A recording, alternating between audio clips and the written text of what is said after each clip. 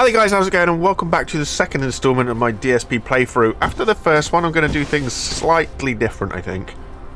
We might be just kind of cracking on and getting on with it and see where we get to. The reason being, trying to do things like this is slow progress for me, and honestly it's a little bit kind of clunky and disjointed for you, so I might just play through it. There might be very limited or little editing in this video, but we'll see how it goes, just because ultimately I want to kind of speed things up for the viewer, you guys at home who've decided you're going to sit down and watch the stuff. So what does that mean is a very good question. Let's have a look where we got to. So towards the end of the last video, we managed to get ourselves set up to have some research, of which we're able to build these lovely blue cubes, which are great and all, and they will be providing us with the valuables that we need for researching. Now ultimately, straight away, I could build another research lab or matrix facility, whatever you want to call it, and pump those blue bricks straight in, and that'll enable us to do any research that requires the blue blocks, which is pretty much most of it from here on in. So I might actually just do that, but I know later on down the line we get to a situation where we're going to be unlocking different colored matrix blocks, so you get some red ones a bit later on and this kind of thing. So this here, so that'll unlock that red energy block, which we'll use for research. And obviously if I build sort of a research plant here, then potentially we're going to be in an issue where we're going to run out of room to kind of ship everything in. I don't know yet, but you know what, it makes sense while we're here. If we're just going to be running our research just off of the blue ones, we can just jump in right on here and we'll just get this on and get it going. Next up, we've got to look about what we're going to be actually making, and I guess the best way to do this is to build ourselves another assembler and see what this actually needs and what it requires to do stuff. Also, while I think about it, from my very first video that I did on this channel to literally this one, a day in the real world later, they've already upgraded the game twice. They've added a little update to it here and there. So we've got a funky little kind of updates that, honestly, some of the stuff is behind the scenes, we don't really notice or whatever. But there's another one here that's down here, it says upgrade facility. Olden times, you had to delete your conveyors and delete your sorters and then relay them to like the Mark 2s and Mark 3s. Now with this little upgrade facility, it's even easier. So as long as I had all the stuff researched, say I had level 2 conveyor belt research and I had a lot of level 2 conveyor belts in my inventory, I could just walk over here, click the upgrade facility, and then click the conveyor belt, and it would upgrade it straight over the top of it, rather than me needing to destroy and then rebuild. So that's a pretty cool little thing that they've added, and these guys are already kind of working through this game. So yes, anyway, we're going to build this assembler and we're going to have a look to see what we've actually got. So straight away, nothing that we don't already have. I mean, we've got gears going, but we're not currently pumping out any gears. Could we benefit from doing so? Maybe. In all fairness, I could literally just build that assembler somewhere here just to get us going on some gears, so that's not too bad. We're going to need some iron ingots in there, and that'll get us building some gears. So that's everything that we've currently got unlocked, kind of being looked at and being done. So then if we just throw our matrix lab down so that we can actually get some research going, and we're going to hook this up to 2, and we need to put some power in there as well. Bada bing, bada boom. Hey there, guys. Okay, cool. Then we can ask this guy. There we go. So he's now taking in the blue cubes. He should get about 10, and that's when he'll stop. But we can get on with some research. So let's have a look, see how we want to go through this. I'm not too bothered about the logistics just yet. Iron smelting. Okay, cool. That unlocks us a couple more produce. So that'll unlock us water pump facility. That's going to unlock us a few more things. Electronic drive makes sense, so we'll just jump on this and get this in straight away.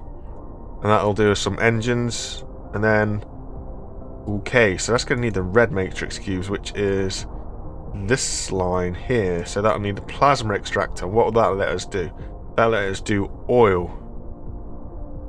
Okay, that's cool. So we'll jump on that and do oil. So that will do steel. Just to look at this, in order to build one of these, we're going to need brick and steel and those plasma things. That'll unlock a thermal power station. I'm not too bothered about that right now after playing through before. The thermals are great and all, but they don't really seem to open too many doors. Nothing that we really need. I think once you're happy with silicon stuff, you can get a good power system using solar panels. So we'll just check that off to get this using the old blue cubes down here. And to be fair, it's pretty quick. It's researched it pretty well. It's into it straight away. So that's always good. Can't complain there. Those two belts are keeping this fed pretty well. And obviously those belts are are feeding this pretty well when they can. Maybe should look at having a storage, just hold the extra values, but get some little storage built up, and yeah, there we go. So unfortunately, in order to get that to work, we are probably going to look at just deconstructing this. We'll let this finish first maybe, and we'll deconstruct it just to move it, just so we can put the storage in between the two. Just a little bit more sense in a way. In fact, we'll just do that now. So what we'll do is bada bing bada boom. So we'll just run those bad boys up there. It makes sense just to have the storage, at least that way it can kind of just pump it out and get on with it. In fact, while we're at it, we can take those 30 cubes, we can put those dirty 30s in here, and we can just stick those in there so that it can carry on while we're waiting for our sorters to go. And there we go, we can get our sorters going. So it's inputting, in theory it's inputting 2 when there's 2 available. It doesn't matter now, it's kind of run up to the charge, so that'll see us where we need to get, and then we'll get these electric motors sorted out, and then we'll just try and see where we get along. So now we're just kind of working on that level 2, if you can call it that, equipment. So we're going to need gear, circuit boards and plates. That's easy enough to get. We can get our plates from the end of the conveyor, we can get our gears from in here, and we can get circuit boards also from in here. So that'll enable us to build a few more of these, or one more of these anyway. So we're a little bit low on power now as well, so benefit from building another wind turbine. Like I said in the first one, doesn't matter where you put wind turbines, they have to be at least 9 blocks apart, but honestly there's no optimum place. It doesn't get blocked by anything. It will always have the strength that the planet says out in the old little mappy thing out here, so that's not too much of an issue for us. We just make sure that it's hooked up to the grid, and jobs are good. And you can see we're generating 1.8 megawatts, but we are consuming over 2 megawatts, so we'll just get another one out there and be able to just crack on and load us up with some power. Bring in another assembler and we'll have another look to see what else we've got in here. So now we've got the motors. The motors are cogs, plates and electromagnets. So again, we can just extend the conveyor for the electromagnet. What we can actually do is move this assembler a little bit closer so that the link here hasn't got as far to run. So we're going to say send some cogs, and then we're going to say send some magnets, and then we're going to be like, yo, send some plates, which should be fine. Send some plates in there, and that'll get us some electric magnet production in here. We might ship this off into storage. Makes a little bit of sense. Need to get me some more plates of my own for some construction. Grab some more, build one of them, and yeah, we've got to get this. We've got to get some power down here. We are struggling with the old wind, so keep these around here. So although wind isn't exactly the greatest for generating power, right now it's good enough for me. I'm happy with what we've got there. So we've got electric motors kicking out here. We're going to chuck those into storage out here, and we're just going to throw it straight from a sorter straight in. Jobs are good, and away you go. So that's just kind of building up from where we were. It's nice enough to keep things nice and compact. Again, we've got all the end of the lines here, which is for the most part kind of vital pieces that we need. I mean, I know they're not the fastest of things on the research, but they are going to enable us to do a few things. Also as well, while we're researching this is going to let us do some silicon production, which is going to let us do high purity silicon, which is going to be great because that'll be really good for us for our solar panels. So I'll run this up as you see here. It's going to need that high purity silicon as well. I personally just love the solar. I think it's something that works. So what we're going to do is we're going to harvest a lot of stone, because what I'm going to do is I'm going to make solar farms on the poles. The reason why I'm going to make solar farms on the poles is because of the way that my planet is. My planet's got a little bit of a tilt on it. So that basically means that during the summer, for example, one pole will be in 100% light, and during the winter, the other pole will be in 100% light. So we'll be able to get the most sunlight sort of across the year as we can manage. I know a lot of people like to run a solar belt right around the equator, but I personally feel that this is quite an expense terms of resources, to have an entire strip all the way around the middle of our planet. In my head, it makes much more sense to have fewer solar panels that are going to be in sunlight for a lot longer. If you have a strip around the middle, as the planet's rotating, those solar panels, half of them are always going to be in darkness and half of them are always going to be in daylight as the planet constantly rotates. Whereas doing it at the poles, yes, I agree, half will be in darkness half of the year, but you don't use as many because you don't have to take into account the rotation of the Earth itself. It's a bit of a weird one in my mind, but it just seems to make more sense to have them on the poles rather than around the equator. People might disagree, I don't mind. From my own playing, it's worked a lot better to have them on the poles. So what we're going to do is we're going to get a lot of rock, because I know that we can get silicon from the rock. So I'm going to charge ourselves up with a lot of rock so that hopefully we can get some silicon. We're also potentially going to need some way of getting a foundation down. So,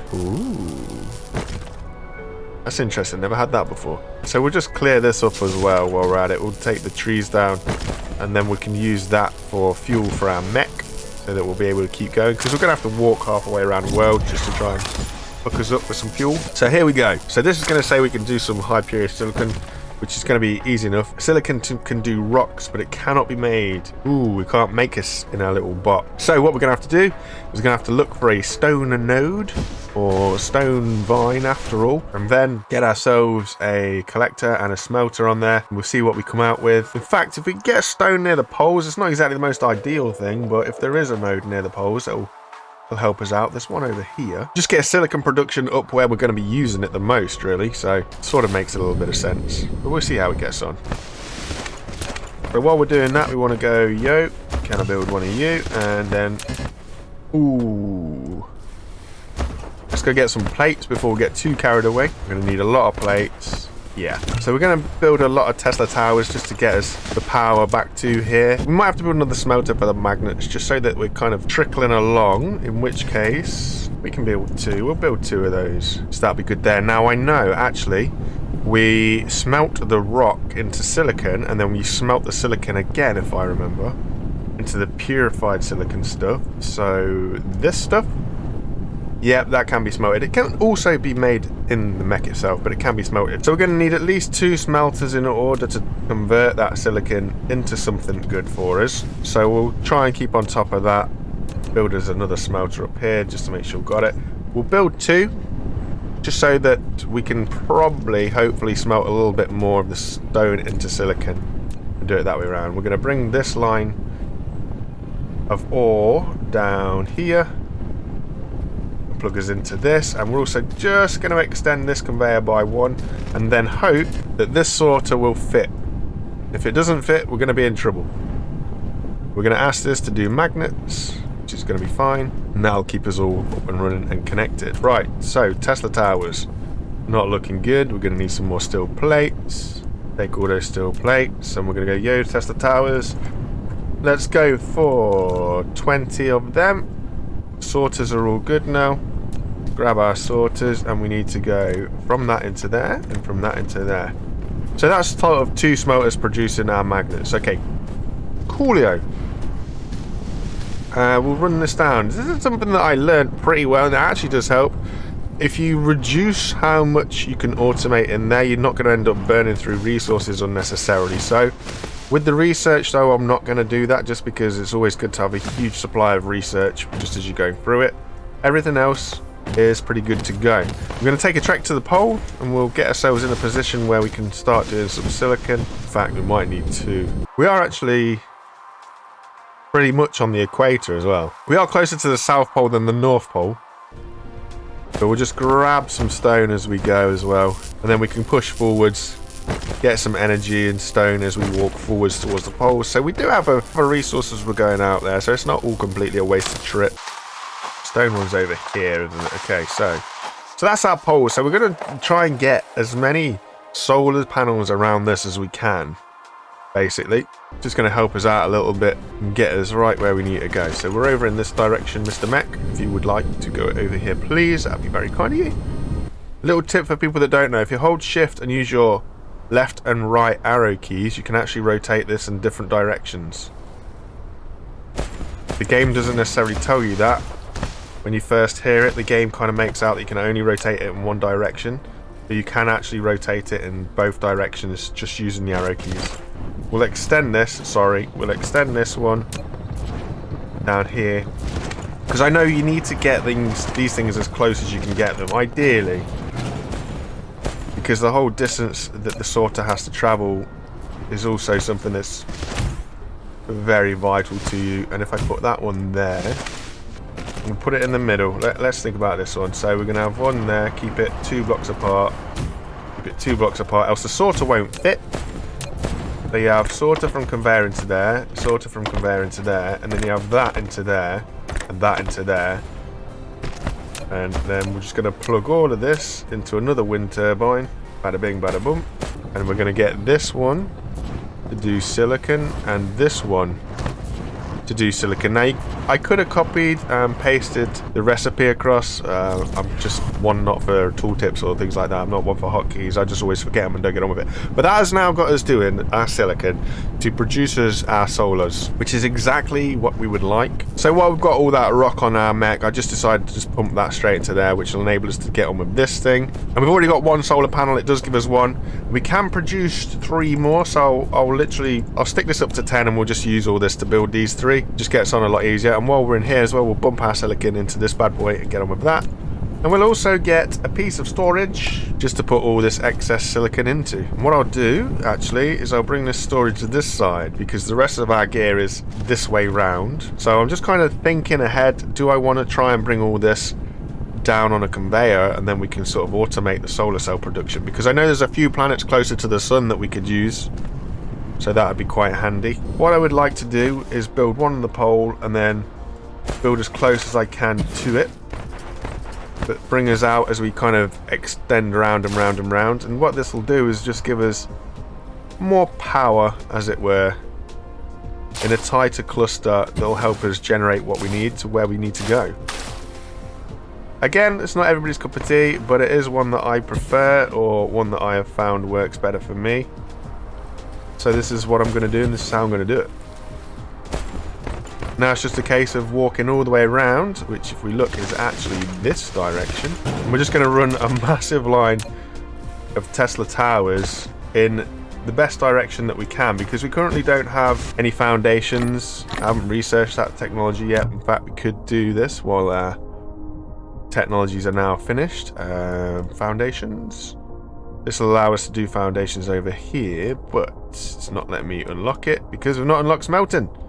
So we'll do smelting first, and then we'll queue up foundations. The best thing about these matrix slabs is we can actually stack them.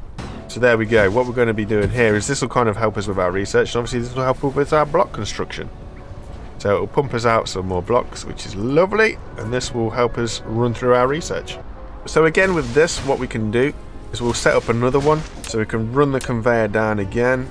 So it's the exact same thing with the smelter. We'll just run it into the smelter and go, yo my guy, give me some steel. And same ways, we'll just put that just into a box that we can then reduce how much we load in. Next thing is we need to find a place that we can extend these Tesla coils out this way. In fact, it looks like this direction is going to be our best bet, looking at the map down here to see where the water is versus where our land mass is. But once we've got some sort of a system set up around us, or our solar generation, I'll be happy. And then all we've got to do is just add to it. But that'll keep us fully functioning throughout the day and the night, in all fairness, so that'll be good for us. So now that our research is also done, our little storage box, I might be too far away now in my look. We're going to go from there to here. Here we go. We're also going to take all of them.